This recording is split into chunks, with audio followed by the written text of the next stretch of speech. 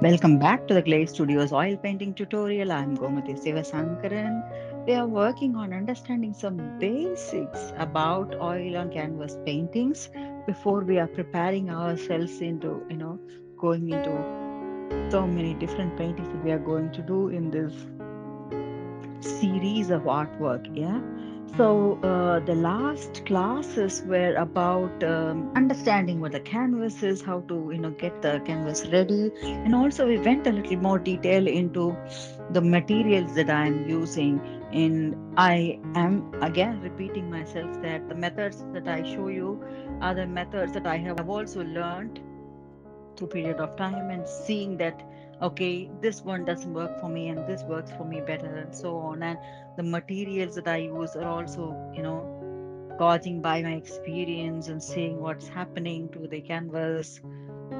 And the materials that I have also shown you are the ones that I have figured out how to work with and what is the plus and minus, and how best can I work with this.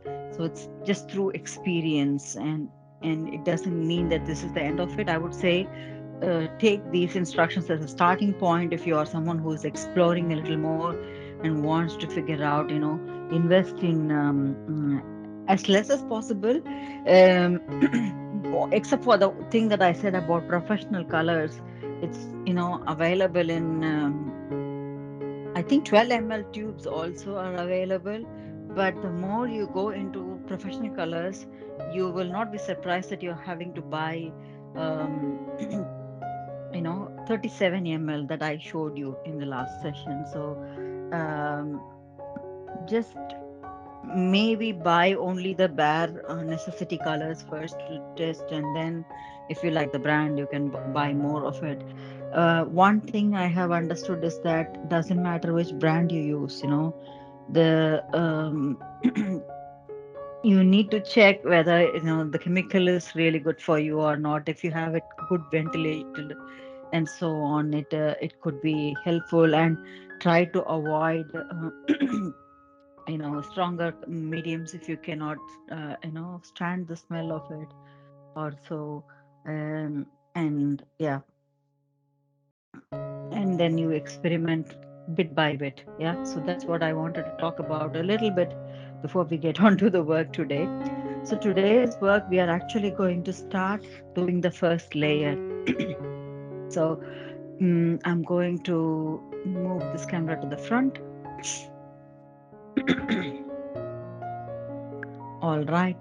So now all I have is those two different brands of and also two different types of uh, canvas in front of you, and I'm going to do two different styles of first layer. One is the actual painting the first layer, another is a wash. Yeah, so you're going to see both.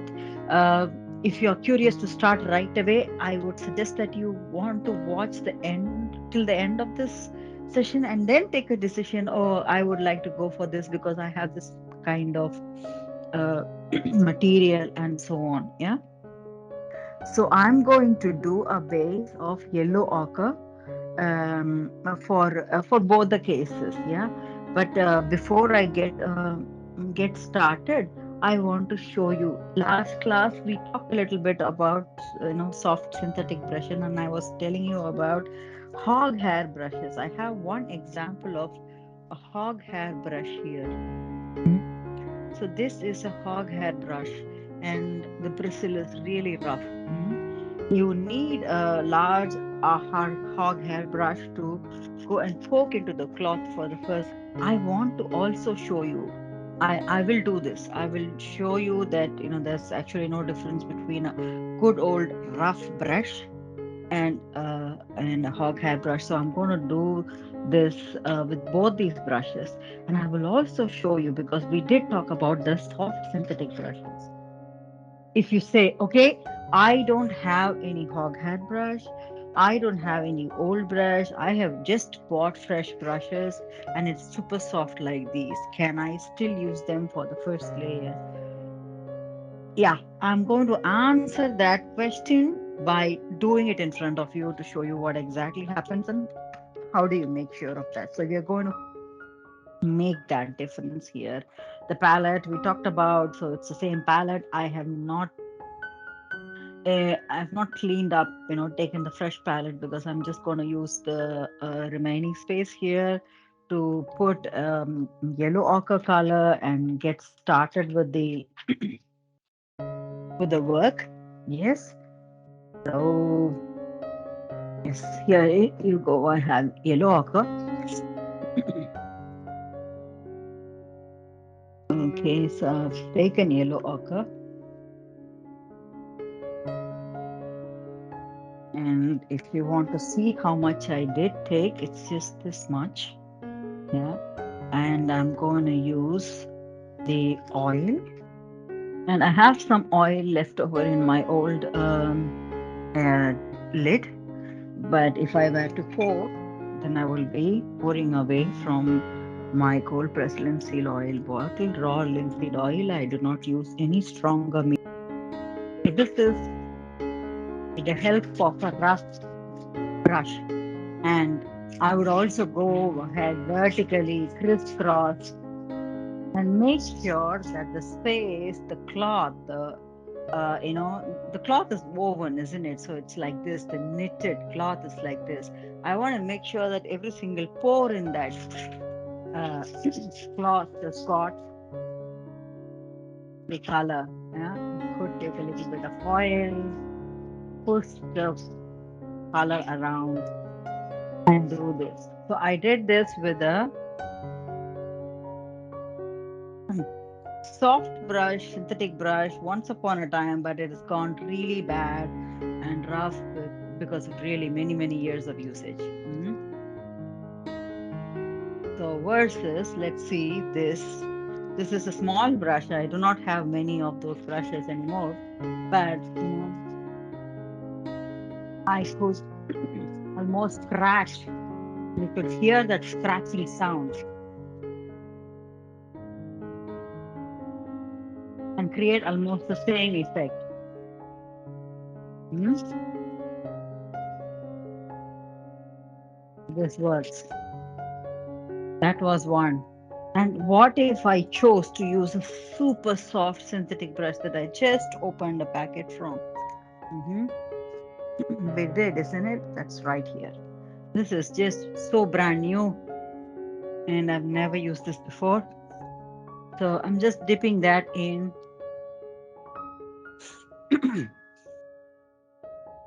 throwing it in here. Super soft. Is there any risk? Yeah, look, colors look darker, lighter, maybe. I could add a little more. And let's see, what is the risk? In all these cases, we have to check with a, what do you call, lens. When you check, you will see white spots. And these white spots are more when it comes to a soft brush. Why? These white spots are more because it's so smooth, it couldn't have penetrated into those pores. But can I still make do with this? Yes. If I push it slightly and paint a little over and over and again, crisscross, and make sure that it goes in, and use this um, lens to check. Yes, I could make sure that it doesn't, you know, miss any of the spores, and everything is finely done. Yeah. And it's also going to be super smooth because it's a super smooth brush. But the risk is you will have to go over again and again to be sure that there is no pores left. The cloth really has to observe the paint for the first layer. That's the whole logic behind this. Doesn't matter which brush you are using. If you can achieve that, it really doesn't matter. Look at this. I'm going to just push a stroke. And can you see that it's just the way I did it? Can you see that it doesn't really have the color, fully? There are some places where it's just, showing the white. And that's exactly what I want to avoid.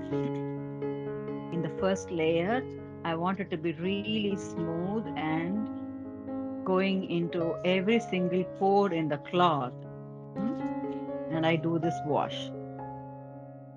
So doesn't matter what you have used. I'm going to switch between these so that you keep on watching how things are going. Yeah. Magnifying lens definitely helps us to check these things that you might miss, because even with this hard brush, if I am careless, I have made some scratches, but it's still, you can clearly see some white cloth in between. So even with this, I could go careless. So it doesn't matter what I have used. If I have not put in the pressure, it needs going over in multiple directions, then the pores might not get the color. What happens? What could go wrong? It's a base color. Any which ways, they are going to paint so many layers on top of this. And tomorrow, nobody is going to see what you did in the first layer. So, I mean, nobody is going to know if you did a first layer on this unless you are recording it like me. So, what is the point? The foundation. Yeah, it is simply as important as building the foundation underneath the ground and getting started with the building, to build any number of floors onto the building. It's exactly the same. Nobody can check you cannot go into a building and check, okay, does it have the pillars going underneath the ground, and if so, how many meters low? You cannot see that in a building, but you just trust that because the building has got a stronger foundation because of. And if you have the question, should I include the time or the calculation, whatever, in the charge that I charge for my customer when I do the layer one also, I would say yes, you are working on the foundation. So whatever you want to charge, I don't know how you want to charge, because there are ways to charge that are very different. Some people go by the hour, some people go by centimeter on the cloth, but so many things. Whatever method you are going by, do count this layer one effort also into your the making of this painting that you are going to do. So from that point of view also, yes, this is much needed. Will my customer know if I do not do this? um that's a good question. They will not know if you have done a layer one or two. They might have bought it by the look of the painting, that it is really awesome and so on. But with time, you know the quality of the painting starts showing. And also, even without the time factor, it could be that you painted everything and then you have been leaving some parts unattended, and towards the end of the painting you yourself see that there is unfinished business out there. Yeah, and that's something simply possible because we never really thought of the canvas. We kick started right into the concept that they're going to paint. It's a portrait or it's a nature, yeah, it's an animal, whatever, and you were so engaged into that detail that you missed the basic of having it evenly grounded. So it's quite possible that you feel disappointed with yourself that something looks off. I put all the effort, then why not? Why is it not working out right? And that's possibly coming out of the fact that we didn't invest a bit of time into this. I personally prefer, even though I know the wash method, which has it's going to come shortly. I prefer painting away like this, all my canvases, whether it's on camera or off camera. I prefer to have this done. So the way I do this is that the moment I am thinking of an idea and I have decided the size maybe of the painting, but the idea isn't fully ready. So it gives me the time. The idea isn't fully ready, but I just want that day's practice of painting something. So all I have to do is just fill in that with a monotone. Mm? And why do you prefer yellow ochre? That's one question. I think it's one of the natural colors that goes well for a base color. I personally prefer yellow ochre, or if not, I prefer a blue color, anything blue, like sky blue or a ultramarine blue or a Prussian blue. That also works for me. I think it depends on the thing that you're going to do. If it is, really a bluey related, like sky related, blue mountain related painting, then it would make sense that I do a blue background. Otherwise, most probably I'm going to stick to this yellow ochre or even burnt umber. That's also a color to do a background with. It's going to look slightly darker with a burnt umber. Black, ivory black is also good. You're going to turn the whole thing black. And black is also equally good like a white because it's also going to spot any errors that you have made. Really, it's a stronger color. I would rather stick to yellow ochre, burnt umber, and yeah, any type of blue for the first wash or the first layer. So I think you have seen me use both the brushes here. I'm coming close to the completion of this first layer here in this white canvas. Some more of it. I'm just going to do that. Soft brush. Look at the way my hand is flowing. And I make sure that I'm going over in all angles to make sure that the paint is entering every single pore of my canvas. I don't want to worry about the canvas being visible in between my artwork anymore. When I'm concentrating on the next level of my paintings, I don't want this to be a showstopper. I just want to be concentrating on my references, all the elements, the measurement, and so on, and not about the canvas. So I have pretty much used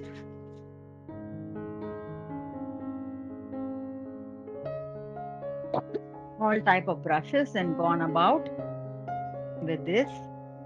So have I completed? It's a good question. I would say yes and no. For you, I think the camera is showing that the whole structure of this canvas is covered, and you might say yes, it's completed. But for me, I have a question to you. The question is the sides. The four sides. Do you want to paint on the sides? And that's a question you will have to ask yourself as an artist. And also, you might want to ask your customer, your friend, whoever you're, you know, making a painting for. The reason is frame. Exactly. A lot of cultures in lot of houses and office spaces, restaurants, hotels, you will see that the paintings are mounted on a frame, so the sides aren't visible. Yes, so there is no need to work on a side if that's going to be a sure case that the customer or the end user of your painting is going to any which ways invest in a frame and will any which ways hide the sides. If not, if the customer says, no, no, no, the painting itself looks costly, I will not use it, or I am thinking that it should go with my wall color, so you're going to do this and this for me. So can you make sure that it looks really in sync with my wall color? All these requests also, in a way, mean that you're going to do the sides. For me, by default, I do the sides. From the point of view that I give the option for the customer to think of if he or she wants to have a frame done or leave it just like that because it's just going well with their wall or furnishings or whatever. Yeah. So I want them to feel free about that, taking that decision, because what I have done doesn't put them in a pressure that they must buy something more. So in that way, I do not mind doing an extra centimeter, extra 2 centimeters work here and there. I do it alongside when I do the layers, and we will see that. So it's up to you. And some of them, if you're very sure that, yeah, no, no, no, I am very sure my customers will not buy something like that, they will not need it. Or, in the part of the world that I am, the culture is so clear that we would always use certain type of frame, and we have a tradition here and so on. Or my customers are, large restaurants or chain of hotels, and they will definitely be doing a same type of frame for all different paintings that they buy. So all these things will negate that, that you don't have to do the site. So um, that's one important thing that you need to keep in mind before you are, uh, you know, saying finalize to the layer one for a canvas. So we are working on 40 by 50 centimeter canvases here. And you saw that, it's taken about half an hour time for me to be finished with it almost. Yeah. So, and it's also because I've been explaining and stopping here and there, but if you're at good speed, you will take 10-20 minutes to do it. To do a paint, isn't it? So this is a paint. And so now that we are done with this, we have done all the sides. Let me just check. It looks good. Yes. So now that I'm done with this, I want to show you the next method, which is the easier method. And you will be asking, oh, why didn't you teach this easier method first? The way an artist can learn what he or she is painting on is to do it the hard way. And that's why. Now let's do the wash. So the wash is going to be somewhat funny and interesting. So you could use an old rag, cloth, a bunch of, tissue papers like this, and then, or I have also seen another method of doing this wash. I am just, rolling this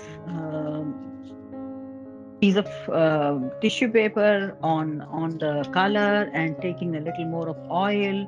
So it's already, and just washing it, just rubbing off. It's super easy. And if you are, this is a smaller canvas, so I didn't bother to take out anything else. I'm using the same paint and same oil. I have not taken out anything else because I don't need it. But if you are working on a larger canvas and you're saying, okay, this is a little uncomfortable, you could actually take the paint and mix it with oil in a, sorry, in a bottle, in a glass bottle, and then maybe pour it over. That's also a wash. That's going to be easier as well. So this wash is good enough. And this is, I am doing a wash on this colored because I know that this is another color that is almost, like the layer one. It's playing the layer one. And even though I have a layer one ready made here in the product that I have bought, I personally prefer to do a wash to make sure that the cloth is really rinsed with or soaked in that oil color. And I think right now you would have decided what you want to do. There is an easy way, definitely, yes. But try the hard way at least for once to practice. You have never done this before. Try this once, to do the hard way, and then come back to the wash. Because any which ways, you will see that there is a slight difference, and that's why, for me, this color background is, this cloth is helping me with the layer one, so I don't have to worry too much about it. So I can take the risk of the wash. Otherwise, when I'm buying a white canvas like that, I'm always doing that.